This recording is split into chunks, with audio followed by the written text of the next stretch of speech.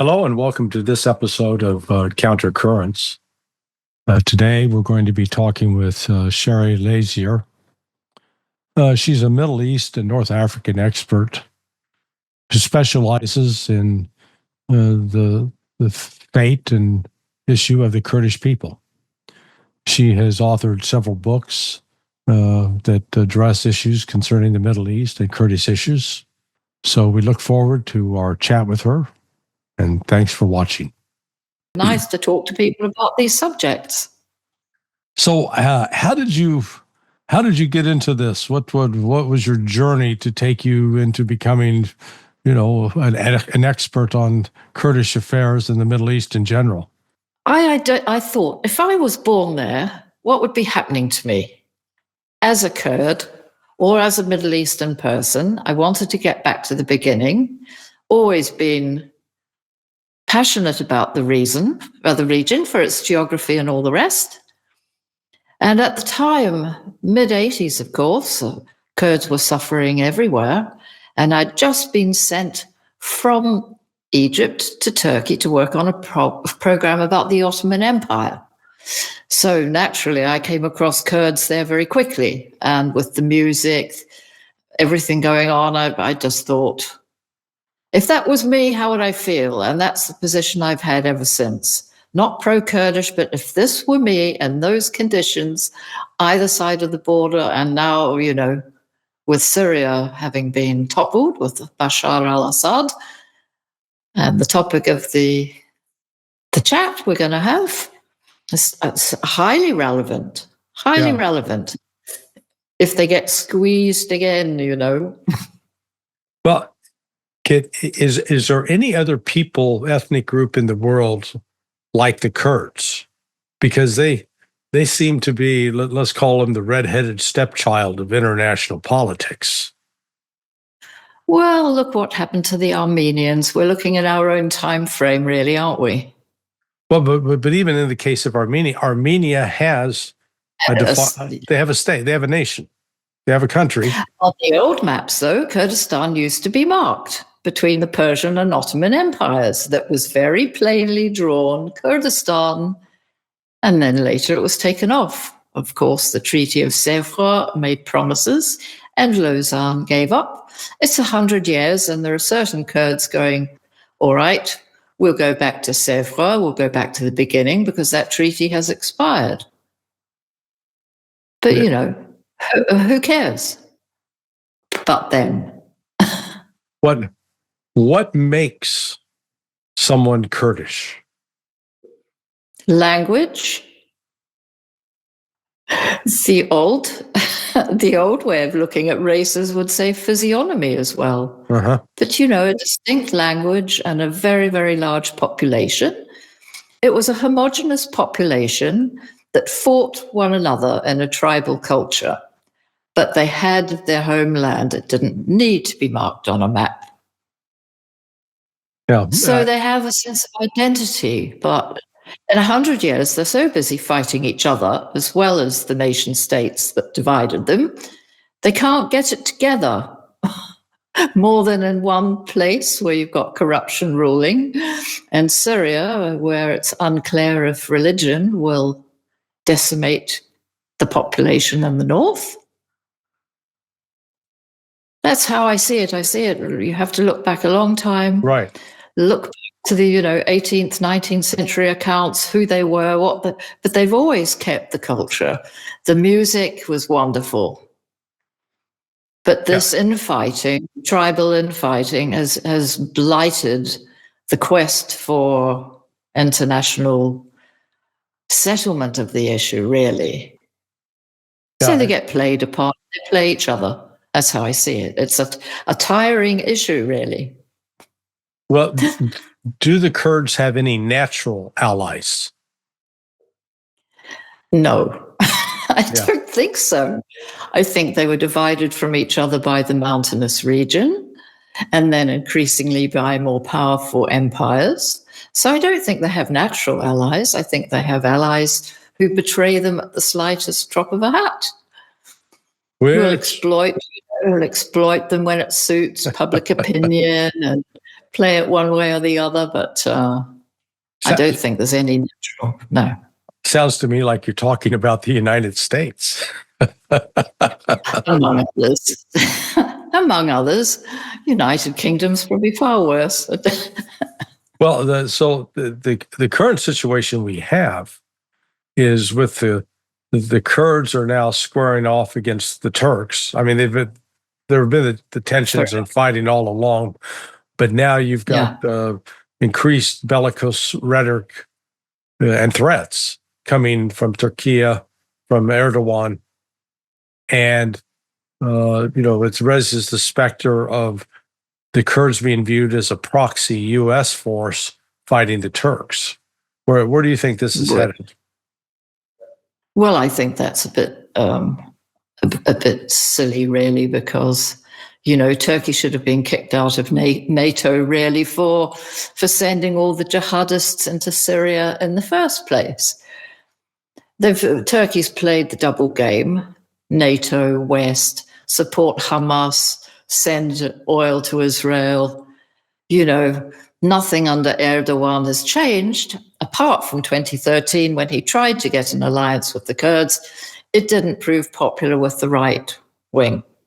So he dropped it and went back into the bellicose mode, which is now an opportunity for him to take that corridor, which is a Kurdish homeland, which he will never recognize because he's looking back in Ottoman terms and he wants to stay for yet another term after almost 20 years. So nobody calls him a dictator apart from the French. Mm-hmm. Well, which change the law, stay in power, change the law, stay in power. But his agenda towards the Kurds has always been terrorist. But when I was first living in Turkey in the 80s, they used to call them brigands, eşkıya. That's where the title of that poetry book came from, Love Letters to a Brigand. The terrorism word did not exist. It wasn't being invoked. They were the bad guys who were going to go and rob your caravan. And then it just shifted to a terrorist, Mm-hmm. It's a bit simple, bit simplistic, really. I don't see any change in Turkish policy from before Erdogan. Well, the double game that you referenced is, clearly being played, but I think we have to also acknowledge that the United States and the Brits are major players in that game as well, because absolutely. Here is the United States basically backing Hayat Tahrir al-Sham, providing. Whether they're providing the money and weapons directly or using Turkey as a cutout, they're doing that on the one hand, and then on the other hand, they're backing the Kurds. Does this contradiction get reconciled? This is beyond Hegelian dialectics. But is it a contradiction, or is it a pattern to keep certain areas destabilized so you have the power to influence whoever you want? Mm-hmm. Really, in short, I don't think there's loyalty to anyone as long as it serves the policy or the purpose of the time. Because if you look back far enough, you see the pattern hasn't really shifted. Yeah. And then it's the whitewash. It's the whitewash. Forget al-Jolani, Ahmed al-Shara had a bounty on his head of 10 million in the US, and at the same time, the handshake, put on a tie. It might be a black one, the color of ISIS, or it might be a green one, the color of Islam. Dress him up in a suit, keep it rolling, keep the oil coming out of the north, which the Kurds have facilitated. That's my take on it. I see it all moving around. Yeah, I'd recommend your latest article titled "Syria, a Caliphate by Any Other Name Would Smell the Same" at ikurd.net. Yeah, that's right. Yeah, because I've referred to the makeover that Jelani received. There's a television program here in the United States. It was called Queer Eye for the Straight Guy. Or were you familiar with that? I think I've heard it. It's a good title. I think I heard it. Yeah. Well, what it was 4 homosexuals. One was special, he was great with culinary. He was a great chef. Another one was great with home design. Another one was great on personal, how you dress yourself. Another one on, other grooming. And what they do, they'd go find some disheveled heterosexual guy who's was a bit of a slob, and they'd go in and do a complete makeover. They'd clean him up. And boy, by the end, he was it looked like Sean Connery in a James Bond role. Okay, so he was the best Bond. Yeah, well, I'd agree, but here that is exactly what they've done to Jelani, and not just Jelani, this whole crew of HTS leaders. Well, that's why I wanted to write the article that you just referenced, to put their past up as to who they were so recently and how they looked and how many, what they're responsible for. Like the new Justice Minister, the clips that resurfaced when I was writing that article, showing him presiding over women being executed in the name of Islam on the street. Wonderful Justice Minister to a point, and they haven't shaved their beards off. They've donned a tie in the right color. Doesn't have ISIS writing on it, but it could have. Yeah. You could have some little white snakes going down the center of it. But you have to look back to see who people are. They're not changing overnight. They have an agenda and they've succeeded. They are conquerors. They are not liberators. They're a dangerous bunch of people. Who is going to control them later? Nobody. Or are the Kurds going to fight them like they fought ISIS? There's no difference. I think, though, the Kurds have one big advantage over HTS, and that is the Kurds are fighting for their own land. Exactly, which keeps getting missed out of the blurb. It gets missed out. Mm-hmm. Erdogan refers to it as a corridor. We want our safe haven. They don't use the word, this is the Kurdish homeland. So we see what happened when Trump said, hey, buddy, don't be da-da-da. And Erdogan sent the jihadists straight in to destabilize that whole area, which had been the most peaceful. It was Islamified. How can you praise these people like they're doing? Oh, they're moderate now, like Erdogan is a moderate. Erdogan was never a moderate. He was part of the Muslim Brotherhood before. You have to look at his origins, look back, see the mentality hasn't changed. They've succeeded with the veneer. Yeah. Well, the lack of consistency or ideological. I'll call it the ideological. It's not confusion on the part of the West, but it is so cynical that it is. We have willingly embraced, engaged, enabled folks that in one breath were classified as terrorists. That's right. And then in the next breath, we're helping them carry out their murder and mayhem. And well, I thought it was very interesting that Turkey's also suffering from that same dilemma internally, that even on the far right, they're saying, how can an al-Qaeda wanted operative, who's now appointed foreign minister, have the bounty lifted in a stroke? Yeah, I know. It's the same. Yeah, I was, dangerous.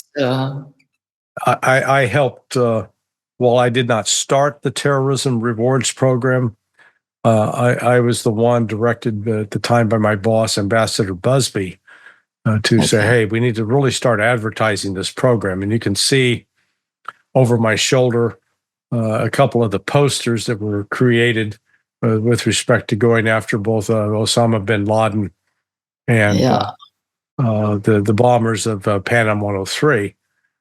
Unfortunately, I don't take credit for those posters at all, because you'll see the one with respect to the Panam 103 bombers. The phrase I came up with was, "We'll give you 4 million reasons to fight terrorism." Oh, but that was too pithy. So the bureaucracy at State Department came back and said, "No, we're going to make it. Yeah, we can give you up to $4 million if you give us this long bureaucratic. It wasn't. They knew nothing about appealing to people." But this is the same as they've done in Iraq by appointing people like all the prime ministers that had their hand in suicide bombings in the 80s on behalf of Iraq, that molded Hezbollah, that's created such a problem, and they're still sitting there, asset stripping, wearing the nice suits, of course. They're not wearing the Revolutionary Guard Corps uniforms they wore in the 80s, but they all have a history, blowing up the US embassy in Lebanon. And then, hey, he's our boy. So what sort of world was it creating? Well, but see, here we get to, really part of the problem with the United States in particular, meddling around in these, mucking around in these regions where we understand nothing of the history. We, and in fact, we conveniently rewrite it as serves our purpose. So, as an example, the Mujahideen al-Khalq, the MEK. Yeah, true. They've been an active terrorist group for, good God, 40 years or more. So there's a pattern. There's a long pattern. So we decide to rehabilitate them. We do our Queer Eye for the Straight Guy makeover of them too. As long as they're carrying out terrorist attacks in Iran, it's okay. But this is the same with al-Maliki. Yes. There's an international warrant for him. There are certain places he can't go to, but hey, shake our hands, you're our guy. And look how many people got slaughtered because of that. Yeah. It's 21 going on 22 years, and it's not looking good. Yeah, this is, I just had a conversation with an Armenian channel, and and they're quite worried about the prospects of Turkey and Azerbaijan ganging up on them. And I said, look at the good news here. The Turks are so embroiled right now in Syria that they're not going to have time to worry about you. They can turn to it later. It's true. It's true. There's too much disinformation saying of, all the Syrian refugees in Lebanon and Iraq are going back. It's hundreds, not hundreds of thousands. Right. That have dared to go back. But also, when I was in the Syrian refugee camps in Lebanon, in Hezbollah-controlled Bekaa Valley, very interesting, 2016, Hezbollah was recruiting for Assad full on. And the camp itself was divided between pro-Assad and anti-Assad. So Hezbollah and the army went and burnt down all their plastic tents. They haven't gone back. What are they going back to? Destruction and distrust and Islamic jihad of a Sunni variety.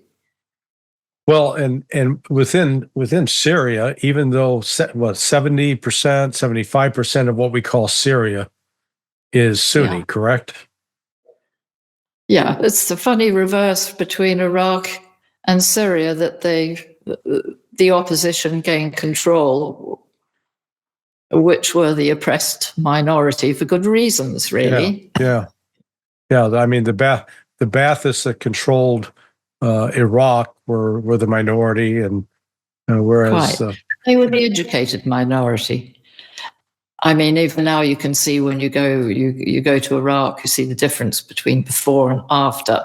For some reason, Shia areas perhaps because of the focus on paradise and the afterlife. They are dirtier, they are not looked after, they're poor, even though these people have accessed millions of dollars in oil money. So why are the Shia areas the worst? Even 21 years on with the Shia government, why are they the worst? Because they're not looking at culture or other things like Ba'ath Party Iraq did. Mm-hmm. It was for a united secular Arab identity. Now they're talking about putting up a barrier wall, that's Iran and its puppets, across the whole of the border with Syria. So much for the United Arab Republic. Now it's sectarian divisions with a wall. Well, and Syria in Ba'athist for years. It reneged. It was a military coup. Assad, Hafiz al-Assad, was killing the ideologues of Ba'athism for his own purpose. So, Bashir is clearly not his father.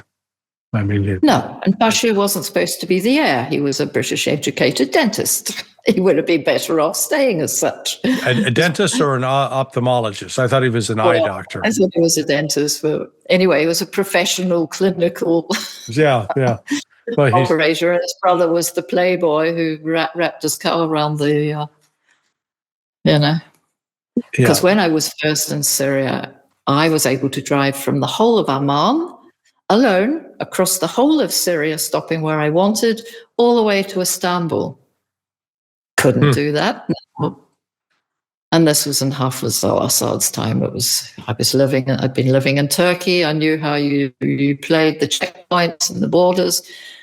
But, came all the way up through Idlib.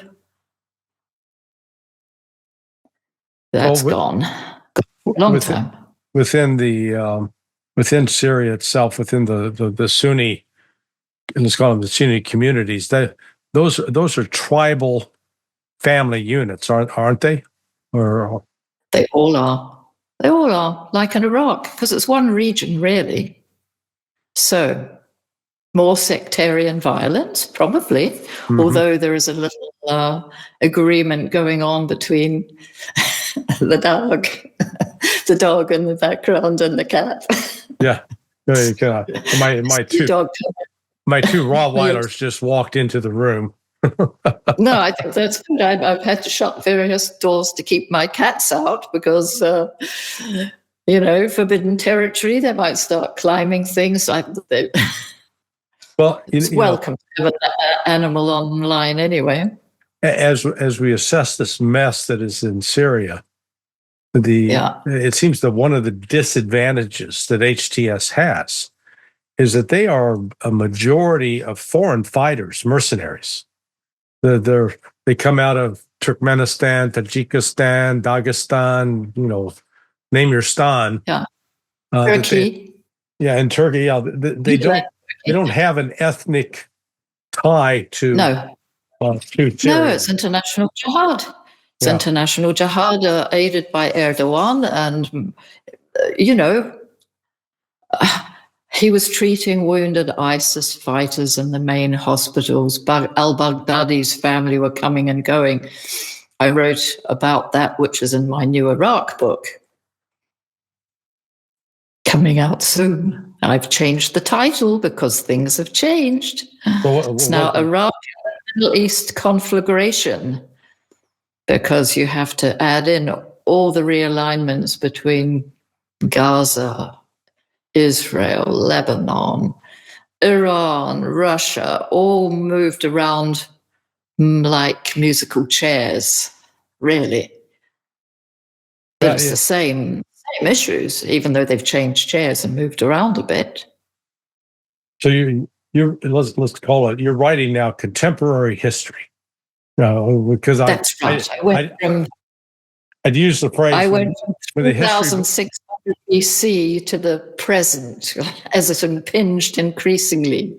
I wanted to get back behind the three monotheistic religions, back to what it was like to live in 3200 BC in ancient Iraq. What was life like? It was a wonderful thing to do. Because when I finally got to Iraq after the Iran-Iraq war, although I'd been trying throughout, I could see what the gods were. I could see the thunder-headed god coming in across the low plains. It just brought it all to life. It was wonderful. Stripped away a lot to understand who were humans in this landscape and who are they now.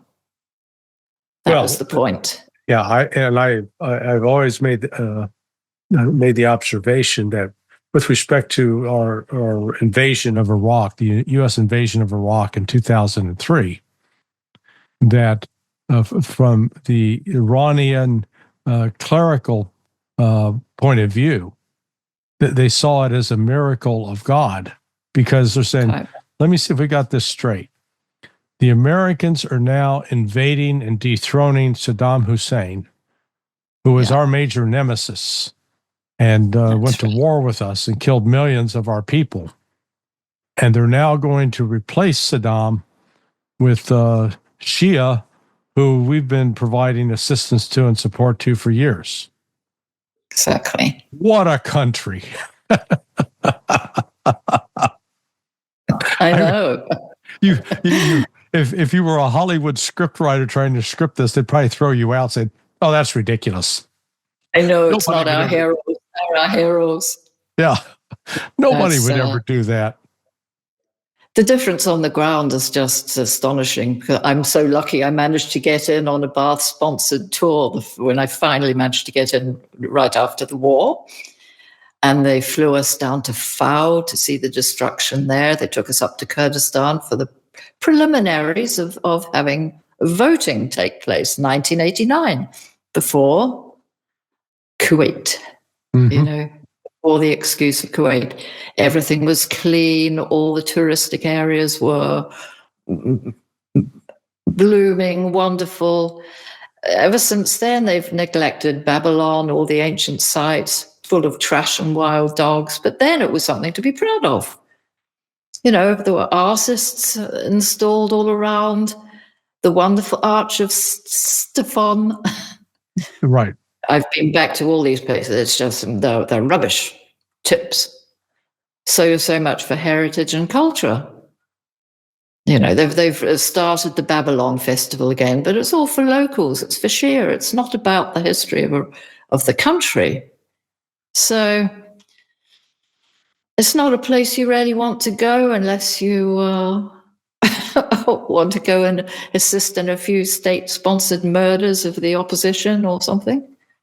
So do the Kurds have any, if you were going to assess prospects of them establishing, let's call normal relations with Iraq, Iran, or Turkey, what's your assessment of that taking place with any of those three? Well, I see that part of the problem is that the Kurdistan Democratic Party in Iraq, led by the Barzanis, are very good friends of Erdogan, involved with the oil business, and long-term enemies of the main party leading the Syrian Kurds, who a lot of Syrian Kurds don't like. They prefer the old Barzani patriarchy. So you have the internal split, which is a problem, because if you've got the Iraqi Kurds getting hold of all the money, working with Erdogan, killing PKK, letting all the drone strikes happen all the time, it's a big problem. It's a problem. So they've got enemies on all sides. The PYD. Forget the film that Hillary Clinton made. It's just, the women fighters, how wonderful. It is good having women fighters because the new Minister of Justice in Damascus says, hey, a woman cannot be a military person. Well, what are all these girls who've been fielding guns to fight ISIS? Yeah, they're military. They're brave, they'll fight, and they're arming themselves now in Kobani to fight the Turks and possibly KDP of Iraq. So, yeah, I think the Kurdish women among women of any ethnic group are probably the most militarized I've seen and competent in carrying out combat operations. Yeah, they've been well trained. Although they have a segregated camp system, they're kept separate from men, not allowed to fall in love. They don't want to be just the mother in the home bringing up the baby. They want to fight for their nation. This has been, since the left wing and right wing coups and Turkey.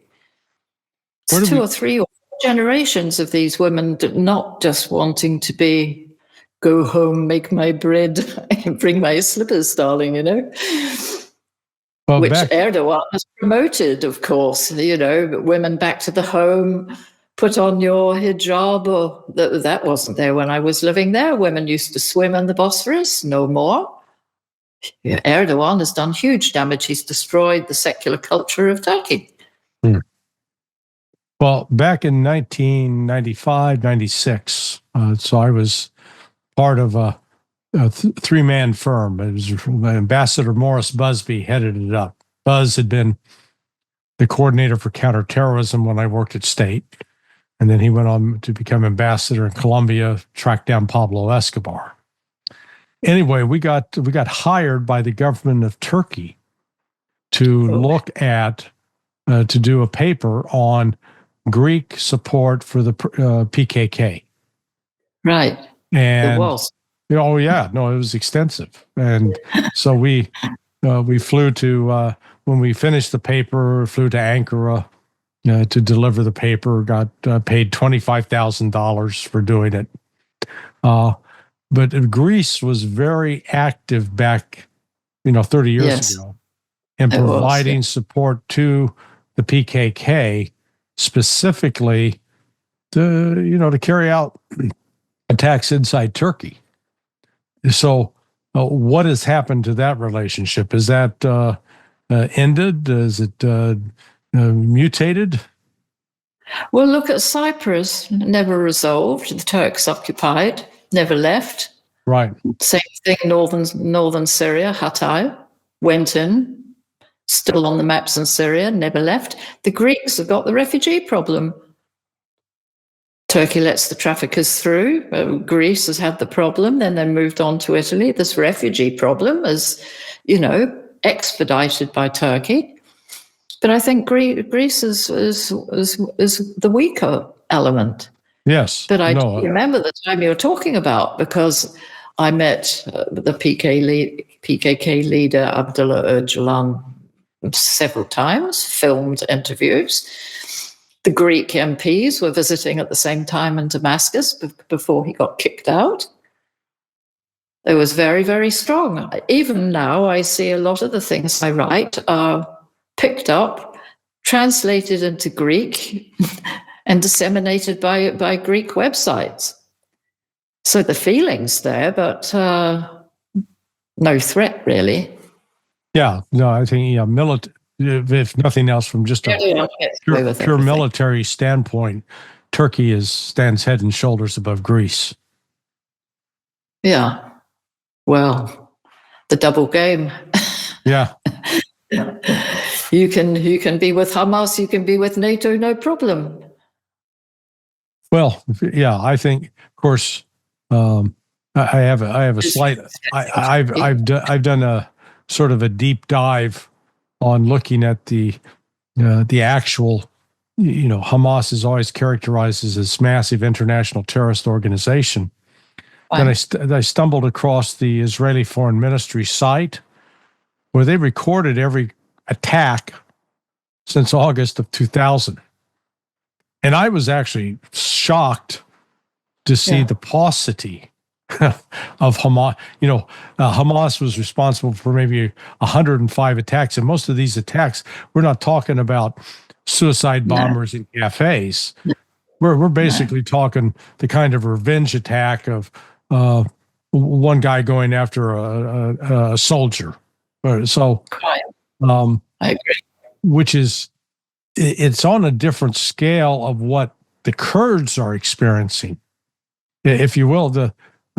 In some aspects, you could say what Israel is doing to Hamas, Yeah. you've got Turkey, Iraq, and Iran trying to do to the Kurds. Would that be a fair or unfair characterization? I agree completely. That's fair. And I don't think that's changed since the Ottoman Empire was dismantled, really. You know, I don't see it moving. I don't see the ideology of the PKK moving. I see they've got their supporters. I see the, party after party, each successor in Turkey closed down for the same reason, supporting terrorism. And Turkey keeps on being supported. So there is no breakthrough. Mm-hmm. Just go and kill as many as possible. The Turkish Interior Ministry has, a bit like the Israeli Ministry of Defense, it just has liquidated. Drones, pick off that one. It's not going to go away that way because they've got the population, huge population, 30 million overall. But unity is a problem. But they don't really need unity. They don't need unity. You can keep the corrupt state of Kurdistan and Iraq, no problem. Keep decimating the Kurds of Iran and the smugglers and everybody else by the Iranian Revolutionary Guard Corps. But Syria, you see, there's no mountains there for them to hide in. Mm-hmm. If you're going to fight, they're completely open to the elements. It's all right when you're fighting ISIS who are coming in, moving in, but there is nothing behind you apart from Turkish Syria, which is, barbed wire and that border between Nusaybin and Kamishli. Yeah, the mountain people are hard folk. You see them in Afghanistan. And you see them in the Kurdish territory. They're not easy to vanquish. No, so, and you have Kurdistan Yalaman, Kurdistan or death is the slogan. So as God, they don't. You see, the secular. The secular Kurds and the PYD, they are secular. They're not calling on God to save them, like Jolani and all his little friends from ISIS in the past. That's not changed. So it's easy to target them. He's already rejecting federalism and all the essential building blocks of their policy of what they've been seeking from Assad for all the time. So, what is there such a thing as an agreement within the Kurdish community on what they want? No. They have a lot of good words. We want this, we want that, we want recognition, we want to be part of the constitution, we want our language. Maybe we want democracy, maybe we want gender equality. They can't agree amongst themselves because of the religious patriarchal Kurds and parties like the KDP. You don't even know who the wives of these men are. Mm-hmm. I was reading a very good paper about, just before this happened, 2023, the percentage of women that actually get a position on the Central Committee of all the Syrian Kurdish parties. So you've got two main blocks at present, which people may not know. You've got the lot that are funded by the KDP in Iraq. They have an office there. Each of their workers is paid in Erbil. And you've got the pro-PKK bloc, who are obviously funded by the supporters of the PKK. And those two have completely different visions of life, of what they want. And the KDP are very religious. They used to pray during fighting against Saddam. That's something that PKK never did. So they would fall under a Shia category? No, they're all Sunnis, and they're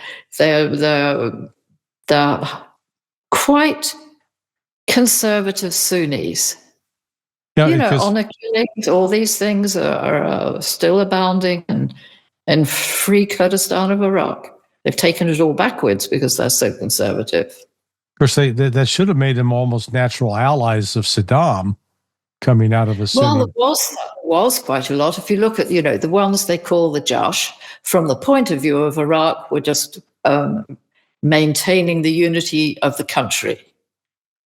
And the other lot were destabilizing it. You have to look and see the point of view of Saddam and Iraq. He was an idealist. He began extremely well. He liked Kurds. He gave them the language, TV channels, things Turkey, Iran, and Syria never did. But they wanted more. They wanted Kirkuk, so they aligned with Iran. That was the problem. That's when he pounded them, not before. If you're giving all the land up in the north to Iran, to these same people who are now sitting in the government dominated by the Shia terrorists in Baghdad, they all were. They're fighting alongside the Kurds against central government in Iraq. What are you going to do? Defend your borders? Or say, hey, Iran, take it all, like they have now, thanks to America and Britain and the invasion.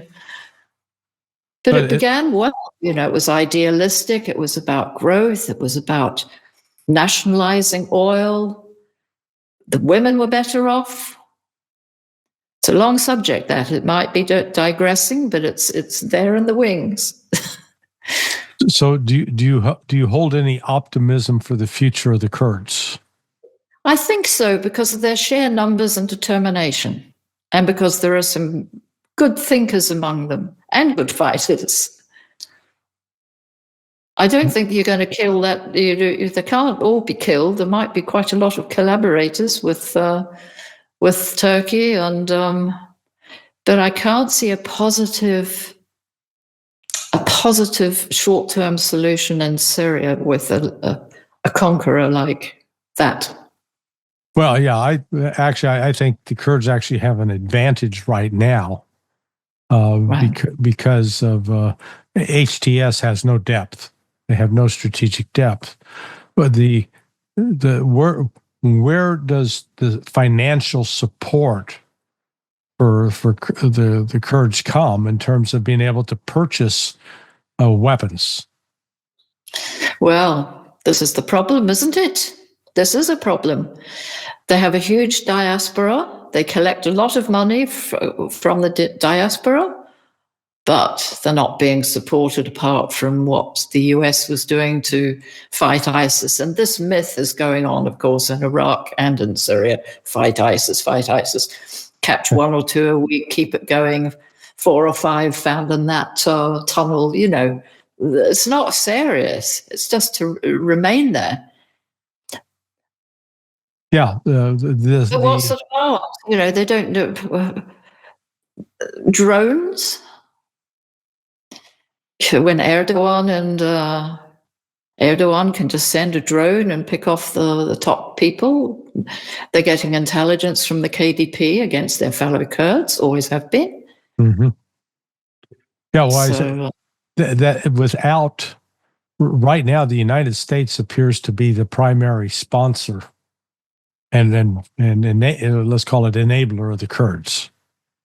Might this happen might this change after the inauguration? She asked. I'm not sure Donald Trump could find the Kurds on a map. Erdogan will show him where they are. Yeah. His friend Erdogan will say, "Hey, it's that lot that you've been supporting, and I don't like it." Yeah, it is. There is no consistency, ideological consistency on the part of U.S. policymakers. It is all very transactional. So from that standpoint, it fits in nicely with Donald Trump. Donald Trump is purely transactional. And do you think that's part of the problem with the structure with competing agencies and the various things we've heard, or Yeah, in part.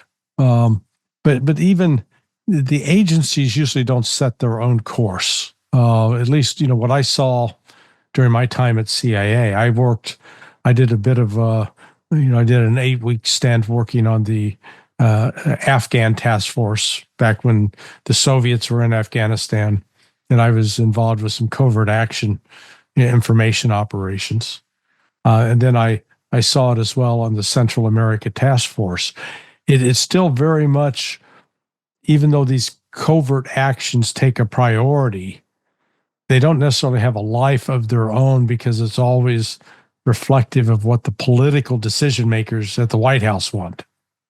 And as long as that's a priority. So there you get where the White House will, they'll take opposite sides and lie. We saw that. I should have warned you. I didn't want to shock you with that revelation. But we saw that with the start of this whole Arab Spring movement. Yeah. This timber sycamore was, I think, the code word for it. That's right. And that's where Benghazi, Libya came in. That's right. And I, at the time, I sort of stumbled upon some aspects of it. One of my friends, a retired CIA officer, he was the admin chief in the non-official cover program. And he retired to California. And one day his wife, who was a hairdresser, came to him and said, "I've got one of my clients says her husband is involved with some top secret stuff and has got some tax issues. Could you meet with him?" So my buddy Mike says, "Sure." So this guy comes in, and he'd been a member of the 75th Rangers, which is one of they're called sort of a tier 2 special operations force in the U.S. military. But he had been dismissed for a negligent discharge, which means firing a gun when he wasn't pointing, intending to shoot somebody. And he starts telling my friend, who understand he was the admin chief of the non-official cover program. Non-official cover means you've got CIA personnel they're not affiliated even necessarily with the U.S. government. They may be carrying an Irish passport or a Spanish passport or something. So this guy starts talking. He goes, "Yes, I'm a non-official cover officer for the CIA." And here's when Mike goes, "Really?" And so starts questioning him. Well, it turned out the Brits had actually recruited this guy but they'd convinced him that they were working for that they were CIA. So he thought he was working for the CIA when he was really working for British MI6. But his job was he was sent to Tripoli, and he was to collect weapons from the Libyan. He would find as many weapons, particularly surface-to-air missiles. Those were then processed and sent to Benghazi. The CIA then processed them and sent them to Turkey. And then Turkey turned around and gave them to these Islamic crazies. Exactly. Exactly. But I don't think that connection is very well known, that channel of arms being recycled from Libya once gave them to militia control. And then they find their way into Al-Qaeda in Iraq. But it shows how inconsequential. Throughout all the previous incarnations. So what's the difference between HTS and ISIS as they have so many recycled members? And, Al-Jolani, of course, being arrested in Iraq for the work he did there. No punishment apart from a couple of years it's phenomenal. And it shows how inconsequential I am. I've been writing about this for 10 years, but I don't get any traction with it. But, that's exactly what happened.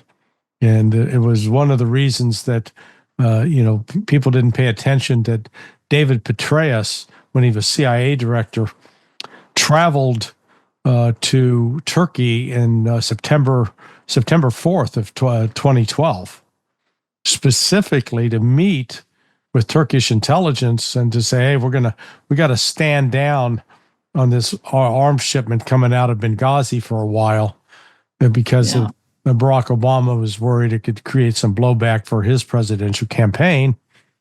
Then the next thing you know, you get the attack in Benghazi. And the reason that Ambassador Chris Stevens was there, he was there to meet with his Turkish counterpart, because that's how they were coordinating all this. And but that's the problem. The Turkish counterpart is the problem. I wrote an article, The Syrian Problem is Turkey. It is. It was. That's where we are now because of Turkey. They're all good Islamists together. So Erdogan is very happy to have Ahmad al-Shara in Damascus. He can fly there anytime. I thought things were going well for Bashar al-Assad. He had been rehabilitated by the Saudis and others. I thought that's it. Because of all the disinformation, he's using chemical weapons. No, the white helmets. Right. That was completely staged. It was all, yes. But not everybody knows that, because the main media doesn't show the picture as it is. Can you explain why? So, Erdogan, Muslim Brotherhood background, Sunni, and the Kurds, Sunni. So you would think from a religious standpoint, they would have a natural affinity, but they don't. Only with the KDP in Iraq, who are Sunni, patriarchal, and conservative, whereas the others came out of the left-wing movement in Turkey generally. They were with the left-wing parties. They were secular. So this is really, would you view it as a religious battle against secular? Sort of. Yeah, I think quite a lot, actually. Okay. I think it's religious and ethnic. I think it's the combination of Erdogan with the far right, the grey wolves, the Great Turk, and then you add into the recipe the Sunni values. So you've got Islamic national far right ideals behind this moderate government. If Turkey, because it certainly sounds like Erdogan is going to step up the attack on the Kurds. And what I've been reading the last couple of days, the Kurds have actually been pretty effective in fending off these attacks. What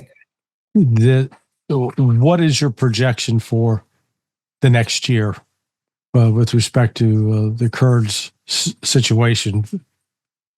Fight to the death in the north and the east. It depends also on what sort of deal is done with Damascus, of course. Mm-hmm. But I don't see that as being very hopeful or helpful, given that there are Turkey's friends there.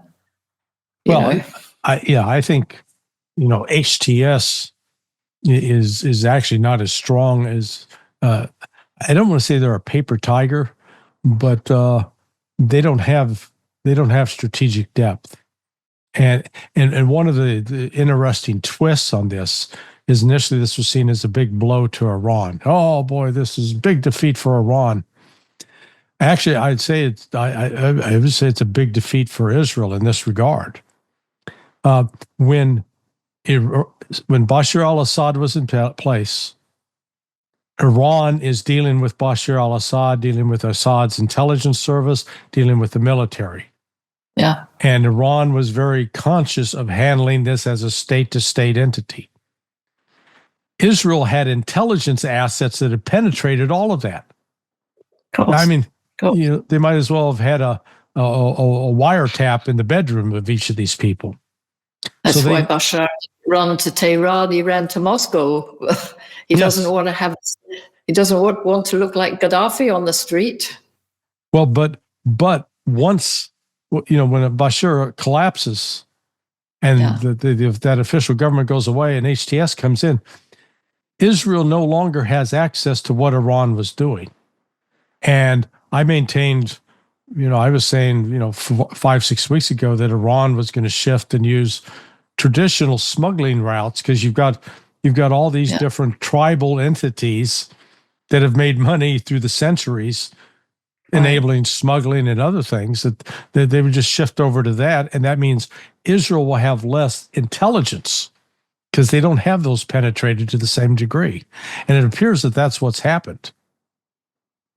But Iran sort of lost face. They didn't stand up and support their proxies. They didn't make a difference in Lebanon to the destruction and the,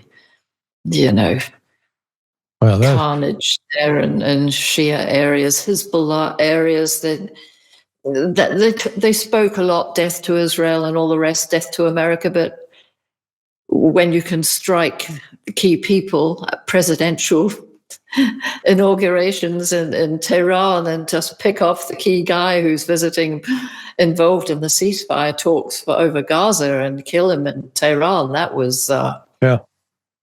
Well, actually, I'd say maybe they're Kenny Rogers fans. Do you know who Kenny Rogers was, the country western singer?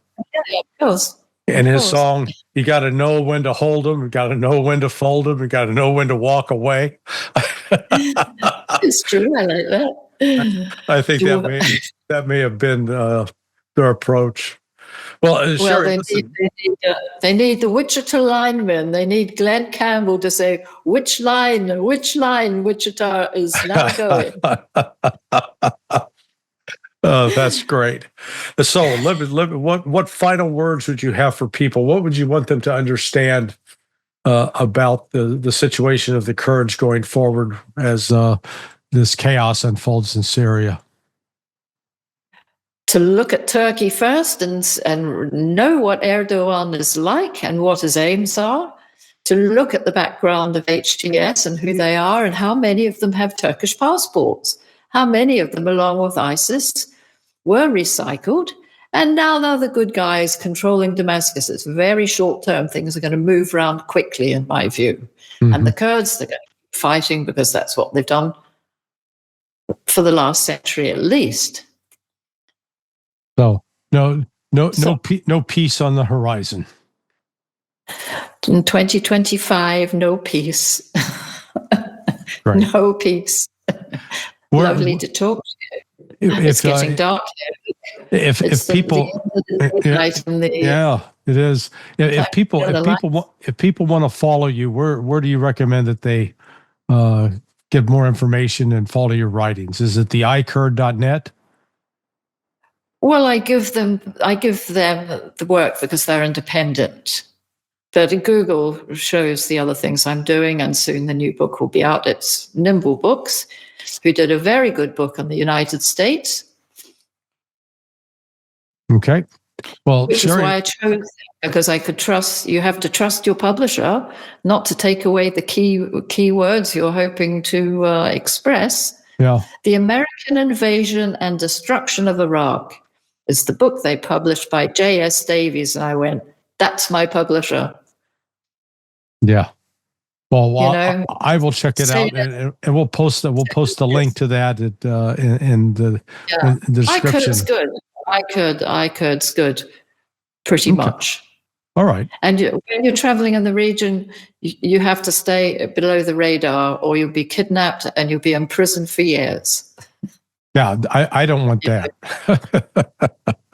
If you show yourself too much, they go, "Hey, hello, Sheri Lazier," and you go, "No, it's not me." Yeah. Well, you've clearly figured out a way to navigate the region and navigate it safely. So I wish you continued Godspeed in that regard. Well, I'm not the enemy, as I always say. Right. I'm the friend. I'm not the enemy. Well, listen, thank you so much for taking time to do this. And as the developments unfold, we'll plan to do it again at some point. I'll interview you next.